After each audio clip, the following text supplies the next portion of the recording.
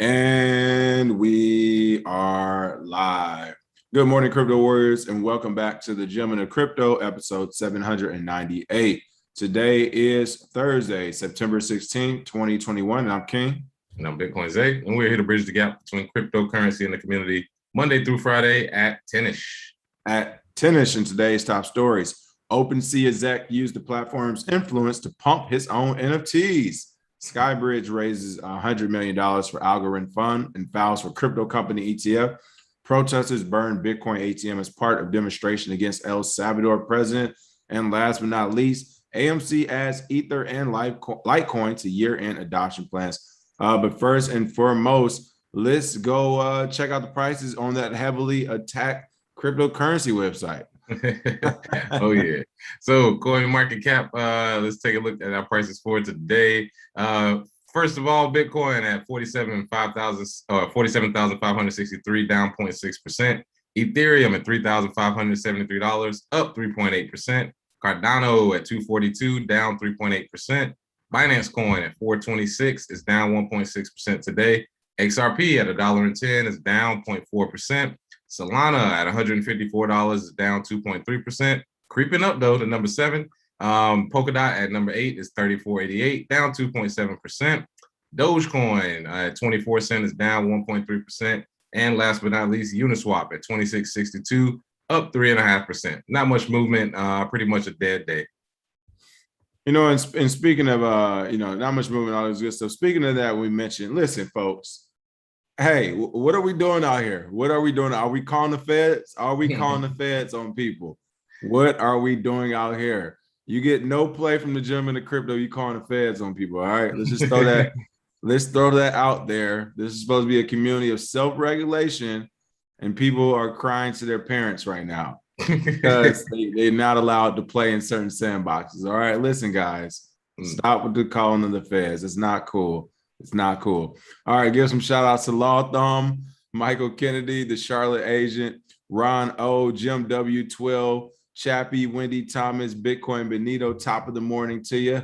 And of course, I want to give a shout out to today's show sponsor, of course, CryptoVantage.com. You can check them out at go.cryptovantage.com/gentleman-tech where there is a giveaway right now. It's 27 days left, where you can sign up for your chance to win a hardware wallet and $1,500, $1,000, or $500 to invest in crypto. And of course, there are 8 different ways to enter. The easiest one is where you can sign up for their weekly newsletter, which we've already suggested, or there's 7 different ways, including checking out their websites, Instagrams, or social media. So again, go to go.cryptovantage.com/gentleman-tech-crypto, and we will make sure you get a chance to get entered into that contest. All right, there we go. Top story of the day. And again, thanks to Crypto Vantage. Great sponsorship right there. Free educational resource. Top story of the day. OpenSea exec used the platform's influence to pump his own NFTs. Makes sense. Allegations of NFT insider trading have been confirmed by OpenSea, which issued a statement about its head of product lead. Here, let me actually share this article here.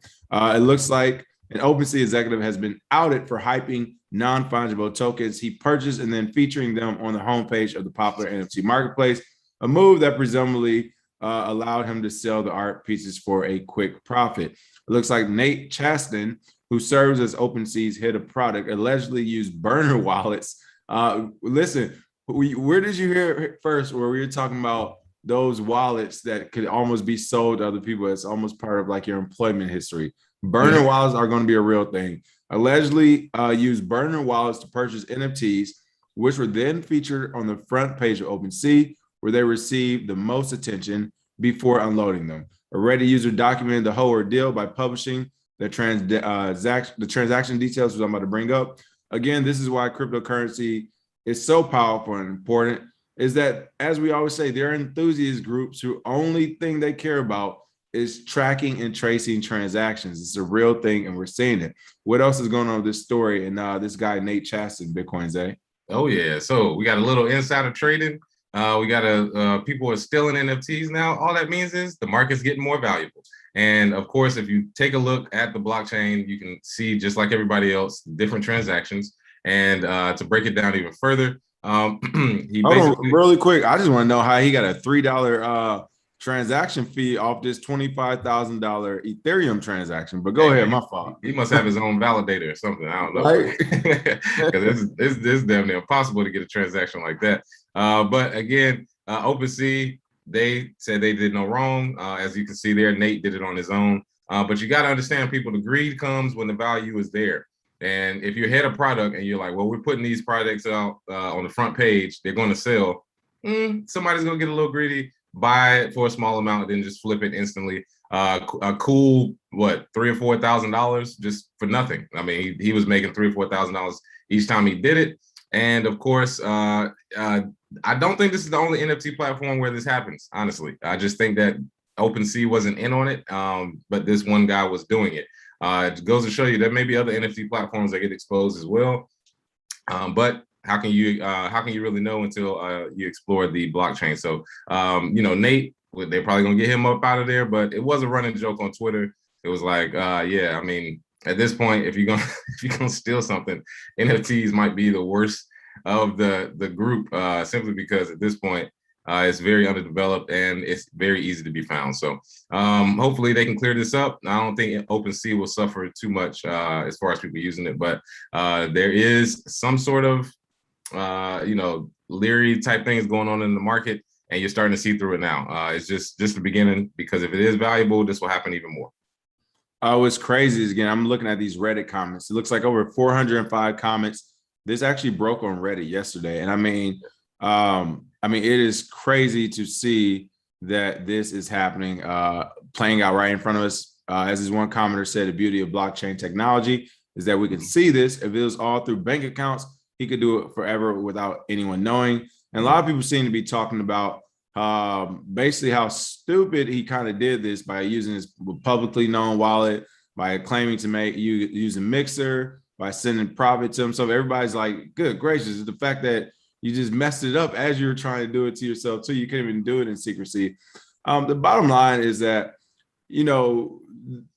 while this is semi-surprising, it's not really surprising, because I would only say semi-surprising because it's like, damn, bro, you're not making money over there at OpenSea. Like, OpenSea, pay your folks, man. Like, but also it's not that surprising because, I mean, we essentially see the same thing on Coinbase. When they launched Bcash, when they launched XRP, essentially we couldn't buy and sell, but people were buying and selling on the back end as the price was reflecting that. So to me, it's the same thing. It's like, it's almost to be expected, and I'm not mad at it. And here's why.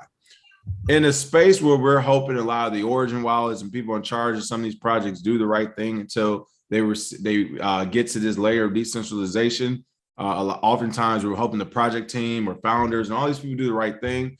Well, if they're doing the wrong thing, isn't actually taking money from the project, but using the project themselves or using their platform themselves to pump their own, like, basically personal stash.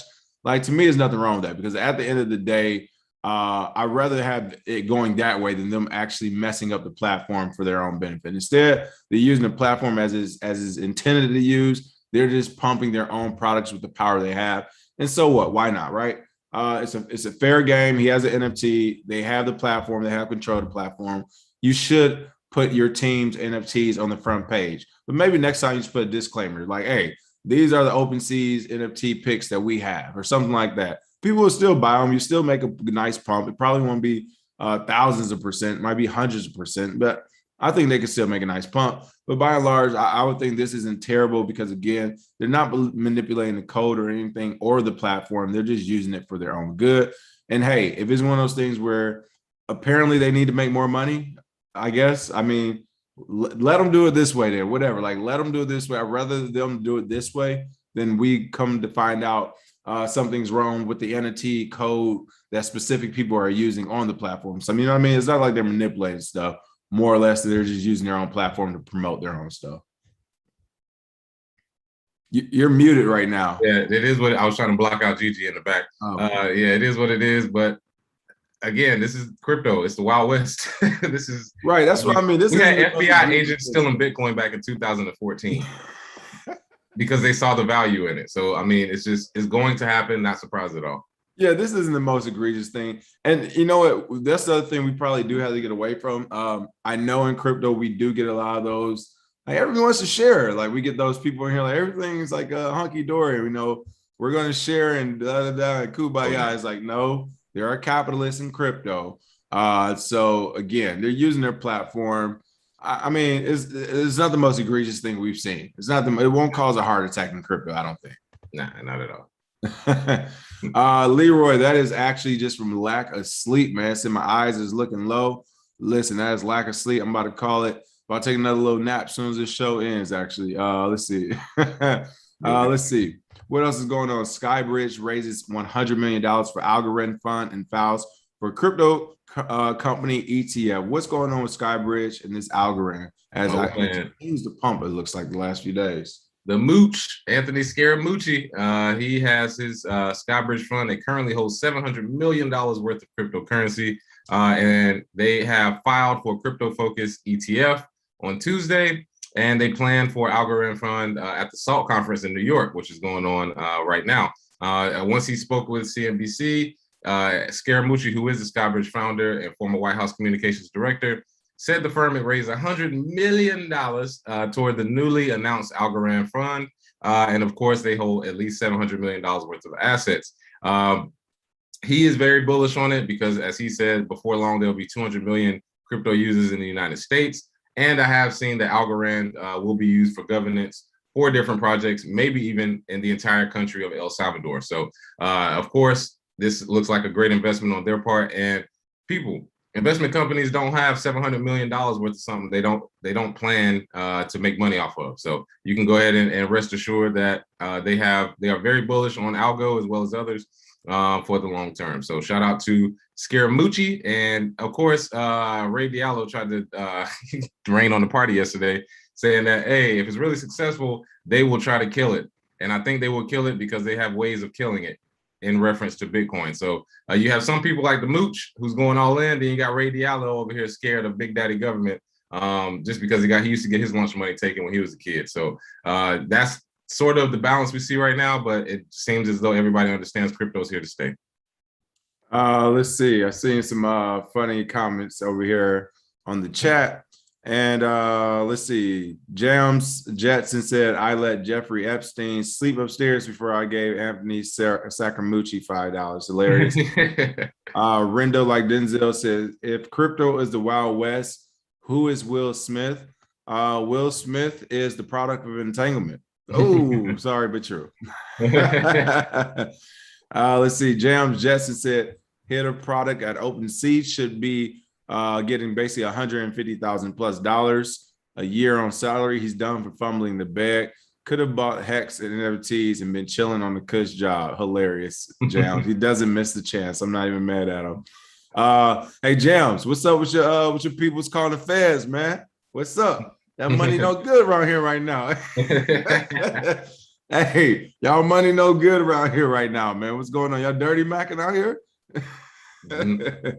Hey, Jams, tell us what's up with the squad calling the boys. What's your thoughts on Algorand, though? I mean, like he kind of said, he kind of gave heed to it, or I guess put heat out there that as this looks good, as this looks attractive, it is going to now attract the attention of the bigger fish who might not like it playing in this pond. So, I mean, do you see growth and success with Algorand, or is this the next essential corporate pump and dump right here?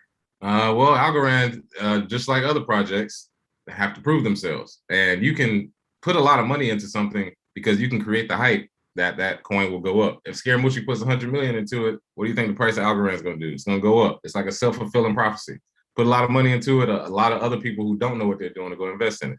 I haven't seen anything substantial, but I have seen that they are working towards something. And that's one of the things that we do look for in a lot of projects. So again, I see somebody here said, I talked about Algorand and y'all laughed at me, but I was up on it because of the show.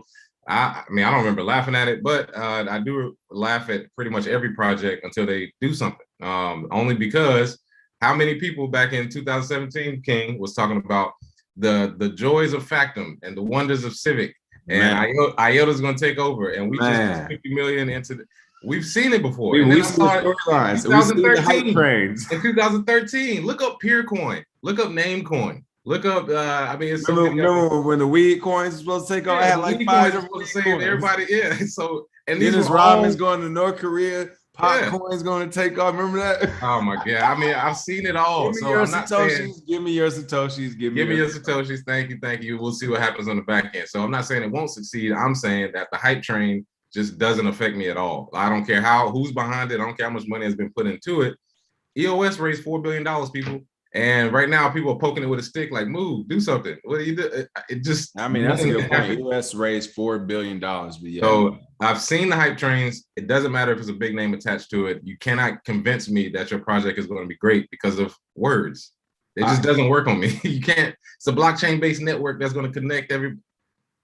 All right, do it, and then or at least get close to it, and then we can start talking about it. But again, it's speculation at this point. Do your own thing. Do what you want. Yeah, no, I think the Algorand where we were laughing at, because I actually do remember it being brought up. I think it was brought up on Talk Shop Live while we were live. And yeah, I do remember that episode.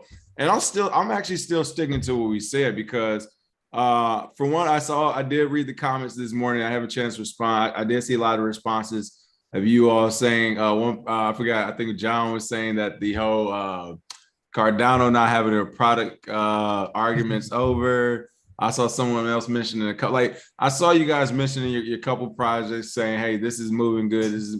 I still say no. Listen.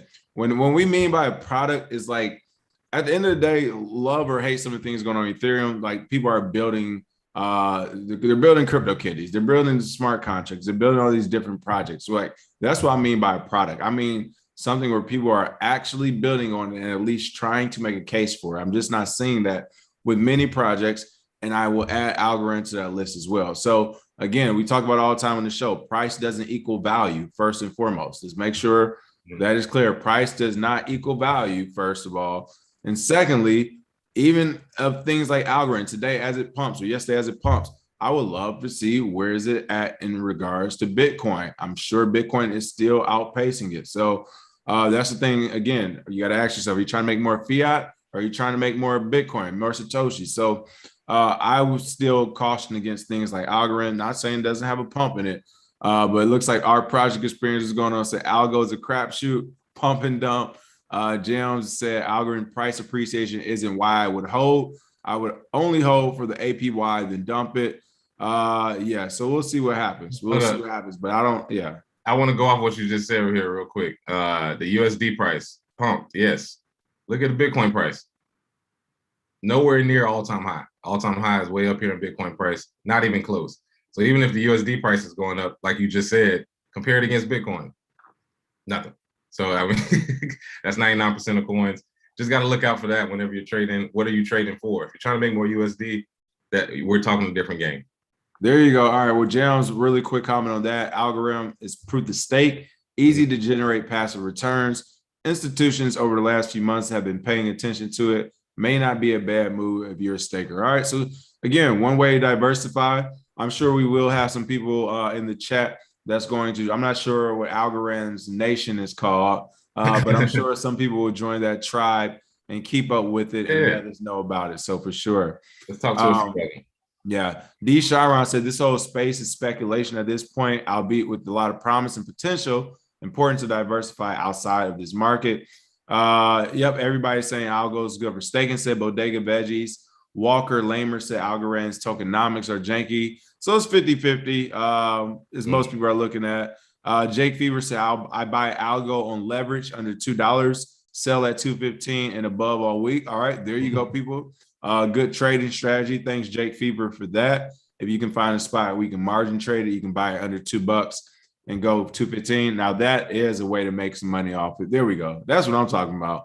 But yeah, again, it's just one of those projects where it's cool if you want to diversify. Just don't lose your entire shirt in the project itself. All right, let's talk about El Salvador. We got to go down to El Salvador. Protesters are burning Bitcoin ATMs as part of demonstration against El Salvador president, or more specifically, a Bitcoin ATM. Looks like the Chivo machine could be seen defaced with anti-Bitcoin logos and a sign saying democracy is not for sale. Now, so much wrong with this story just from what I've been hearing about what's going on in El Salvador and what's actually being shown here. But Bitcoin Let's go ahead and dig deeper into it. You were on Fox News talking about this. What's going on in El Salvador right now? Oh yeah. So what's going on now is we're seeing a scene from Confessions of an Economic Hitman play out in real time. All right. So what we have is a couple months ago, El Salvador, they announced that they are making Bitcoin legal tender. As soon as they did that, a month later, the IMF, the World Bank, they all put out statements saying that this could not work, or that it would be detrimental, or that El Salvador would face penalties, or they wouldn't be able to to work with them in the future. Cool. Those people, once they give you that announcement, if your country doesn't want to do it, they have ways of infiltrating the local people to make it seem as though there is a divide. You divide the country, divide and conquer is the main strategy. What we're seeing here is 2 weeks ago, we saw a quote unquote protest from citizens saying no Bitcoin. It was like 22 old people who were holding up signs, right? We called it fake. They zoomed out, it was one block. Second time we've seen this, we saw another protest, quote unquote protest of people on the corner. Zoom out, it's like 20 people, doesn't even matter. Now here we are, all of a sudden somebody's burning an ATM. Who started the fire? Anytime you see in a small country 5 or 6 camera angles of something happening, why are those camera angles there at the same time for a burning ATM? Where did they come from? And we're not talking about phone camera angles, TV angles. So my question is this a concerted effort by somebody to make it seem as though there are people who are combating Bitcoin in El Salvador? Because this looks pretty fake to me. And on top of that, we got some video of the fake protesters, which is hilarious in its own right. Because if you really are trying to show people that there's something wrong, at least cover up the fake protests. And Jesus Christ. Here's a video right here of a guy. Hopefully that sound's working. He's saying Bitcoin's good, bien, and then watch the lady behind him correct him.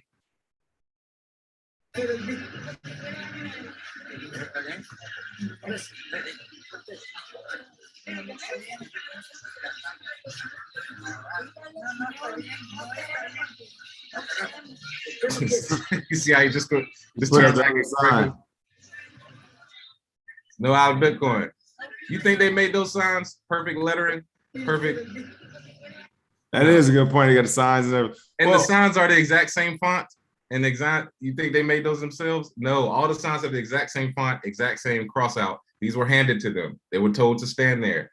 We live in Hollywood. We're in LA. They have cast members for these protests. This is the fakest shit I've ever seen in my life.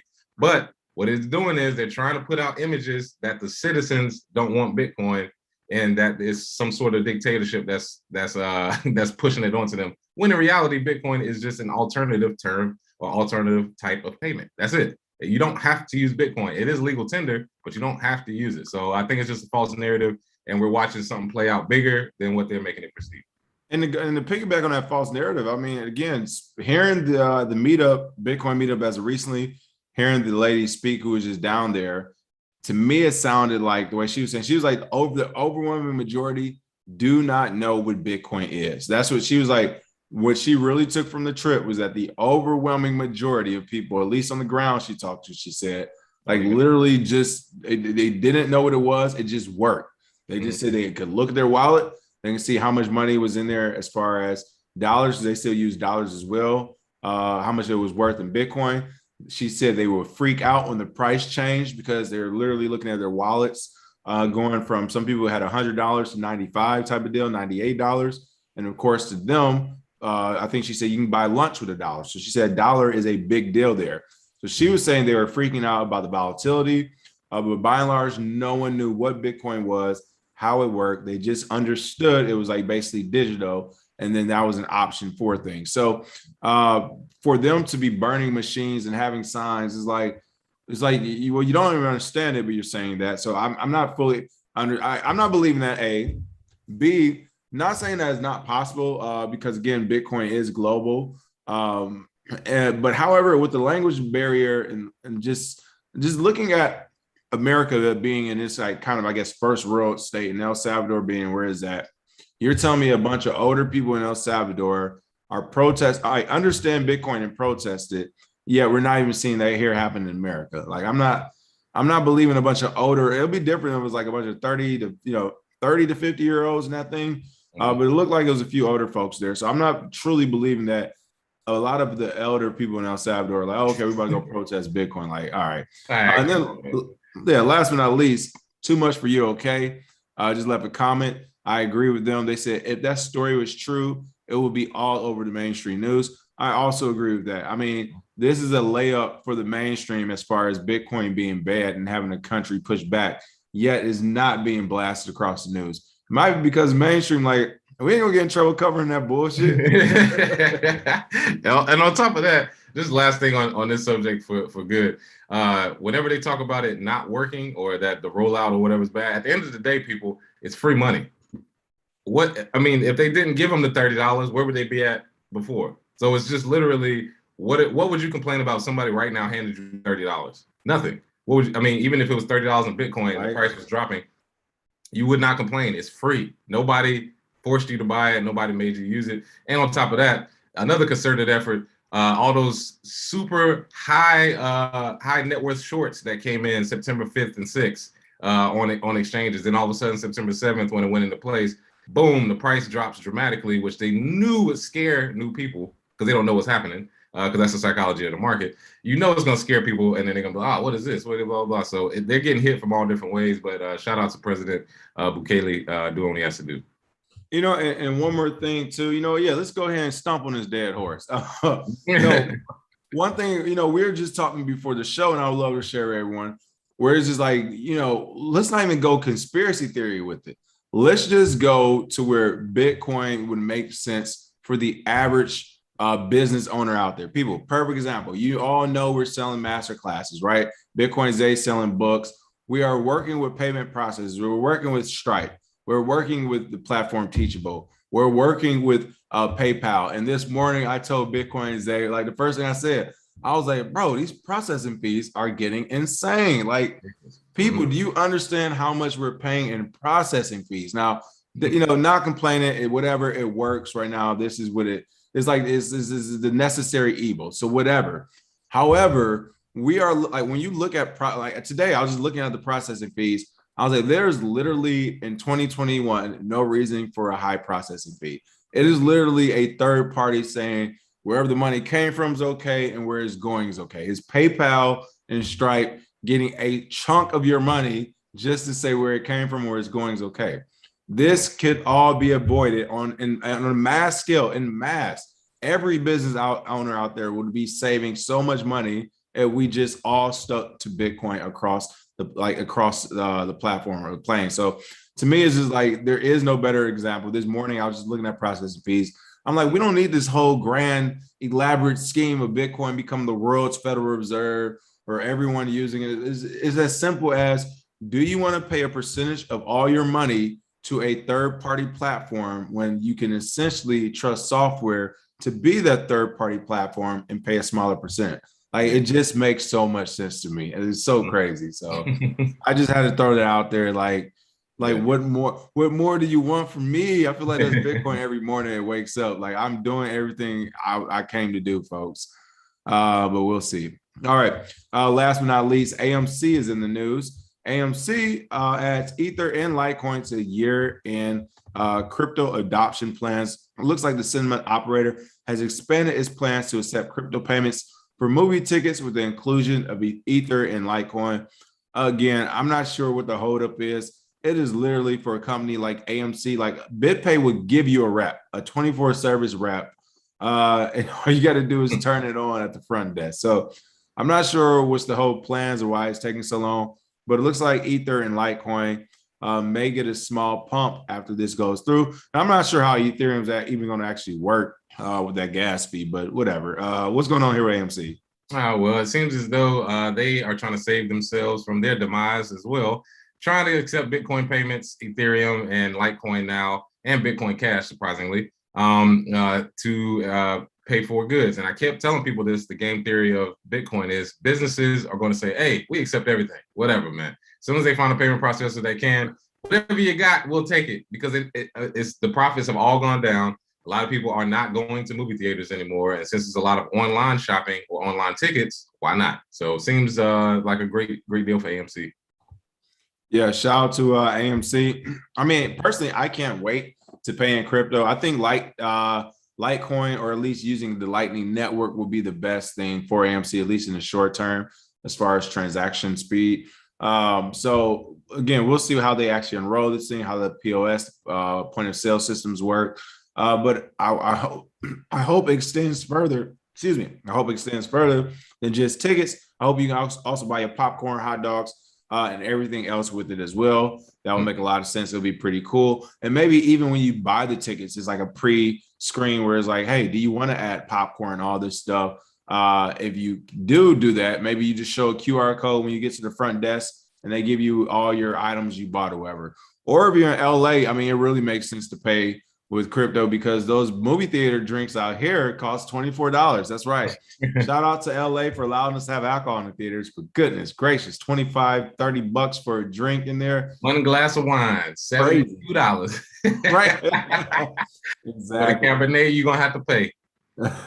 Is Oku, thank you for the tip. Said knowledge is definitely power. Thanks to the crypto warriors, there's an opportunity to not keep ignorant. Yes, shout out to our crypto warriors, folks. I mean, this is one of the best chats out there in the crypto land. I mean, this troll box rivals the old school Poloniex troll box and the new school Bybit troll box for those who are in there these days. But yeah, I always learn a lot from our warriors as well. Isaiah, thank you for the tip as well. And Sergeant Crypto, thank you for the tip. Can we pay for the class in Bitcoin, maybe with the Lightning Network? Yes, you can pay for the class in Bitcoin. We actually need to add a tab for that. So we'll be adding a tab. But yeah, some people have paid for it in Bitcoin, Ethereum.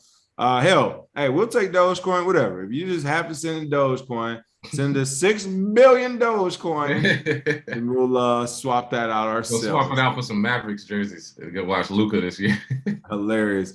Leroy Forbes, we're going to end on this. He's talking about the one El Salvadorian guy who was first agreed, then disagreed. They said they gave homie a Corona 6-pack and toned wild out. Exactly. Exactly. That's all they did. Right. That's basically what happened. Oh, yeah. Thanks, Aaron. Heads up, Tony Hawk NFTs launching on DraftKings today at 3 p.m. Waiting room opens at 2 p.m. Shout out to Tony Hawk. Always been a big fan of Tony Hawk, so shout out to Tony Hawk. Mm-hmm. Other than that, Bitcoin's Day, you have any last minute announcements? None from me. Have a great Thursday, people. All right. And always, if you remember, you can go check out cryptovantage.com for free news and resources in the cryptocurrency space. And right now, we just posted a link at go.cryptovantage.com/gentleman tag crypto. You can enter 8 different ways to win $1,500, $1,000, or $500 and a free hardware wallet. There's 27 days left to enter. And of course, if you don't want that free resource and you say, hey, I'm ready to be accelerated on my crypto journey, make sure you check out our masterclass. Of course, that thing is still for sale, and we're still receiving good feedback from that. So other than that, make sure you smash that like and share. Tomorrow's going to be a big day. We had to push some of our interviews, but tomorrow we should be having an interview tomorrow morning. It should be a really good one, a surprise interview. So check that out. And of course, tomorrow night, our No Name Crypto Show is back. Make sure you smash that like and share. Cheers.